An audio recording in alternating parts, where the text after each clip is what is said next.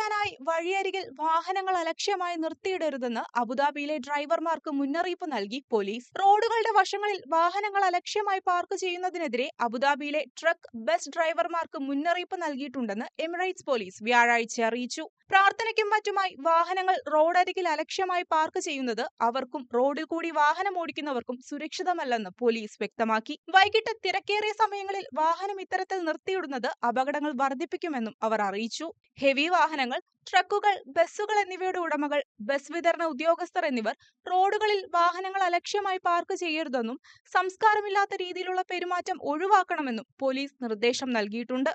പ്രാർത്ഥിക്കാൻ ആഗ്രഹിക്കുന്നവർ തൊട്ടടുത്തുള്ള പള്ളികളിലേക്കോ നിയുക്തമായ പ്രാർത്ഥനാലയങ്ങളിലേക്കോ സുരക്ഷിതമായ സ്ഥലങ്ങളിലേക്കോ പോകാൻ പോലീസ് നിർദ്ദേശിച്ചു. കവലകളിലും റോഡിന്റെ വളവുകളിലും വാഹനം പാർക്ക് ചെയ്യുന്നവരിൽ നിന്ന് 500 ദിർഹം പിഴ ഈടാക്കാനും തീരുമാനമായിട്ടുണ്ട്.